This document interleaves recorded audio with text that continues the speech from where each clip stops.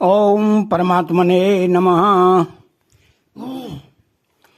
10वें अध्याय के अंत में भगवान ने अर्जुन पर विशेष कृपा करके कहा कि संपूर्ण जगत अर्थात अनंत सृष्टियां मेरे किसी एक अंश में हैं और वह मैं तेरा सारथी बना हुआ तेरे घोड़ों की लगाम और चाबुक लेकर बैठा हूं तथा तेरी आज्ञा का पालन कर रहा हूं।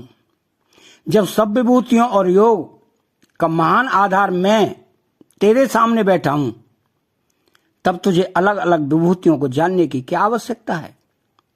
इस बात को सुनकर जब अर्जुन की दृष्टि भगवान की मेहनती कृपा पर पड़ गई तब वे बड़े आश्चर्य में डूब जाते हैं और बोल उठते हैं कि मदनुग्रहाय परमं गुह्यमध्यात्मसंज्ञितं यत् त्वं योक्तं वचस्तेन मोऽयं विगतो मम। अर्थात भगवान की कृपा का अनुभव करके अर्जुन भाव विभोर हो उठे और कृपा का रहस्य प्रकट करने के लिए जब अत्यधिक प्रसन्नता से बोले तब नियम का ख्याल न रहने से यह श्लोक 33 अक्षरों का आया है, जबकि गीता भर में अनुष्टुप छंद वाले श्लोक 32 अक्षरों के ही आए हैं। तात्पर्य यह है कि अत्यधिक प्रसन्नता होने पर नियम का ध्यान नहीं रहता तो मदनुग्रहाय मेरा भजन करने वालों पर कृपा करके मैं स्वयं उनके अज्ञानजन्य अंधकार का नाश कर देता हूं। यह बात भगवान ने केवल कृपा परवश होकर कही। इस बात का अर्जुन पर बड़ा प्रभाव पड़ा जिससे अर्जुन भगवान की स्तुति करने लगे। ऐसी स्तुति उन्होंने पहले गीता में कहीं नहीं की। उसी का लक्ष्य करके अर्जुन यहां कहते हैं कि केवल मेरे पर कृपा करने के लिए ही आपने ऐसी बात कही है।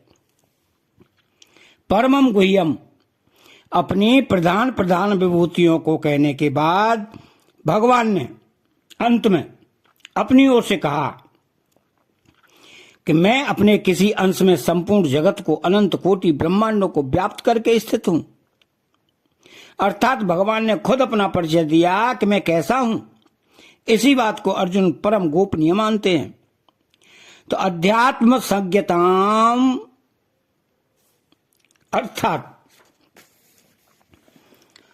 भगवान ने कहा कि जो मेरी विभूति और योग को तत्व से जानता है अर्थात संपूर्ण विभूतियों के मूल में भगवान ही हैं और संपूर्ण विभूतियां भगवान की सामर्थ्य से ही प्रकट होती हैं तथा अंत में भगवान ने ही में ही लीन हो जाती हैं, ऐसा तत्व से जानता है। वह अविचल भक्ति योग से युक्त हो जाता है। इसी बात को अर्जुन अध्यात्म संज्ञित मान रहे हैं। तो यंत्व योक्तम वच स्तेन मोह अयम विगतो मम। संपूर्ण जगत भगवान के किसी एक अंश में है, इस बात पर पहले अर्जुन की दृष्टि नहीं थी और वे स्वयं इस बात को जानते भी नहीं थे। यही उनका मोह था। परंतु जब भगवान ने कहा कि संपूर्ण जगत को अपने एक अंश में व्याप्त करके मैं तेरे सामने बैठा हूं तब अर्जुन की इस तरफ दृष्टि जाती है। भगवान कितने विलक्षण हैं। उनके किसी एक अंश में अनंत सृष्टियां उत्पन्न होती हैं, उसमें स्थित रहती हैं और उसी में लीन हो जाती हैं और वे वैसे के वैसे रहते हैं। तो इस मोह के नष्ट होते ही अर्जुन को यह ख्याल आया कि पहले जो मैं इस बात को नहीं जानता था वो मेरा मोह ही था। इसलिए अर्जुन अपनी दृष्टि से कहते हैं कि भगवान मेरा यह मोह सर्वदा चला गया है, परंतु मेरा कहने पर भी भगवान ने इसको अर्जुन के मोहनाश को स्वीकार नहीं किया।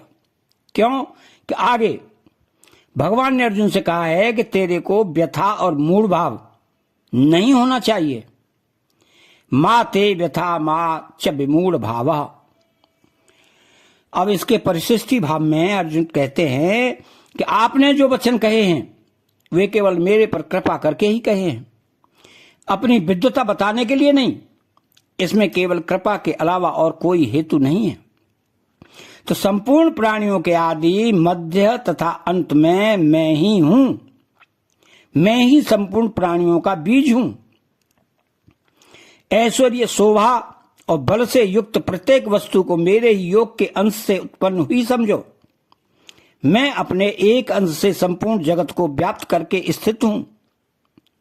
इन वचनों को सुनने से अर्जुन को ऐसा लगा कि मेरा मोह नष्ट हो गया।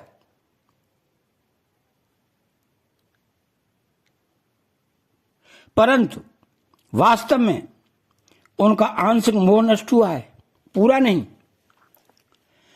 तो मोह कैसे नष्ट हो गया, इसी को आगे के श्लोक में विस्तार से कहते हैं कि भवाप्ययौ हि भूतानां श्रुतौ विस्तरसो मया तत्त्वन्तः कमलपत्राक्ष महात्म्यमपि चाव्यवय।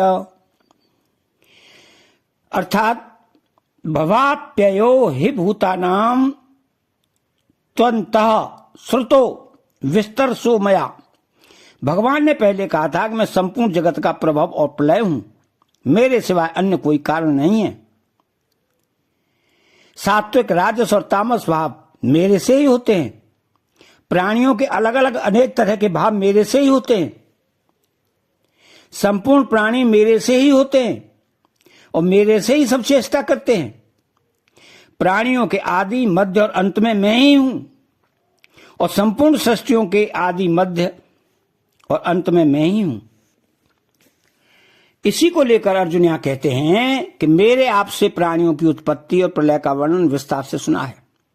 इसका तात्पर्य प्राणियों की उत्पत्ति और विनाश सुनने से नहीं है, प्रत्युत इसका तात्पर्य यह सुनने से है कि सभी प्राणी आपसे ही उत्पन्न होते हैं, आप में ही रहते हैं, आप में ही लीन हो जाते हैं। अर्थात सब कुछ आप ही हैं। महात्म्यमपि चाव्ययम्। आपने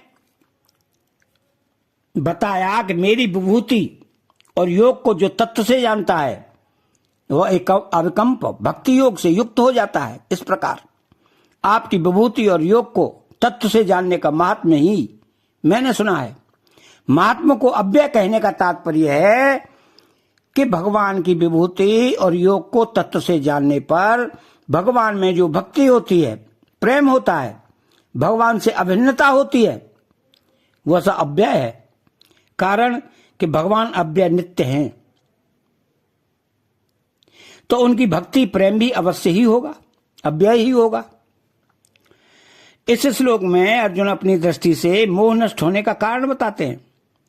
महात्म्यमपि चाव्ययम्, यहां अपि पद से ऐसा अर्थ निकलता है कि अर्जुन ने भगवान का विनाशी महात्म्य भी सुना है और अविनाशी महात्म्य भी सुना है। भवाप्ययौ हे भूतानाम, यह भगवान का विनाशी अर्थात परिवर्तनशील महात्म्य है, परंतु भगवान के साथ किसी भी प्रकार से संबंध जोड़ ले तो कल्याण ही करेगा। यह भगवान का अविनाशी अर्थात अपरिवर्तनीय महात्म्य है। तात्पर्य है कि सत असत सब कुछ भगवान ही हैं, सद सच्चा हम। अतः चैनल को सब्सक्राइब करें, बेल आइकन घंटी को दबाएं और कमेंट बॉक्स में एक प्यारा सा कमेंट लिखें। जय श्री कृष्ण। बोलो जय श्री